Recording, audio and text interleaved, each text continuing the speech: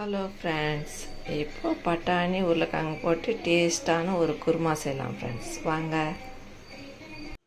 Friends, இப்போ பட்டாணி உருளைக்கிழங்கு குருமா எப்படி வைக்கிறதுன்னு பார்க்கலாம் ஃப்ரெண்ட்ஸ். கடாயை வச்சு 2 ஸ்பூன் எண்ணெய் ஊற்றிட்டு இந்த தனியா, சோம்பு, பட்டை, லவங்கம் இதில் எண்ணெயில் ஆட் பண்ணிடுங்க ஃப்ரெண்ட்ஸ். இப்போ இந்த வெங்காயத்தை போட்டுருங்க.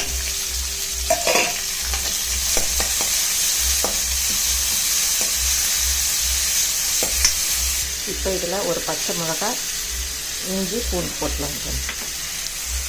இப்போ இது நல்லா வதங்கலாம் ஃப்ரெண்ட்ஸ். இப்போ இதில் தக்காளி ஆட் பண்ணிக்கலாம் ஃப்ரெண்ட்ஸ்.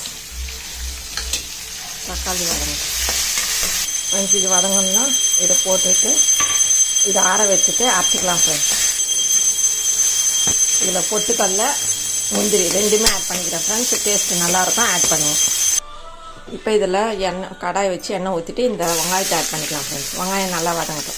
இப்போ இதில் தக்காளி ஆட் பண்ணிடலாம் ஃப்ரெண்ட்ஸ்.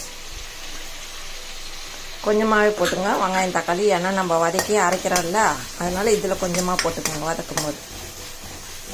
இது நல்லா வதங்கட்டும். இது வதங்கும் போதே இந்த உருளைக்கிழங்கு சின்ன சின்னதாக கட் பண்ணி போட்டுருங்க.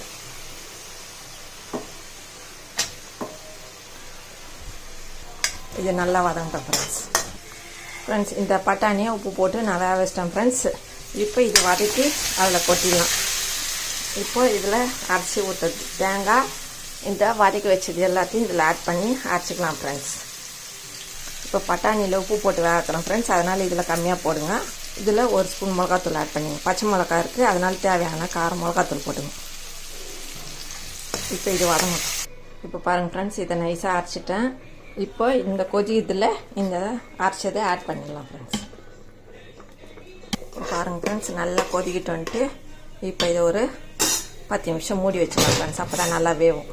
வெந்தால் தான் நல்லாயிருக்கும்.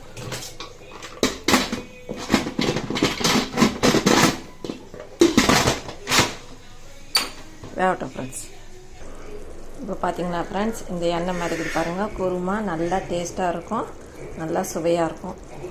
ரெடி ஆயிடுச்சு இந்த குருமா.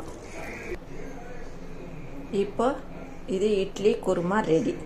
இந்த குருமா இட்லிக்கு, தோசைக்கு, சப்பாத்திக்கு தொட்டுக்கலாம் ஃப்ரெண்ட்ஸ். செம்ம டேஸ்ட்டாக இருக்கும் ஃப்ரெண்ட்ஸ். இந்த குருமா செஞ்சு சாப்பிட்டு பாருங்கள் ஃப்ரெண்ட்ஸ். இந்த வீடியோ பிடிச்சிருந்தா லைக் பண்ணுங்கள், ஷேர் பண்ணுங்கள், சப்ஸ்கிரைப் பண்ணுங்கள். மீண்டும் அடுத்த வீடியோவில் சந்திப்போம். டாடா, பாய்.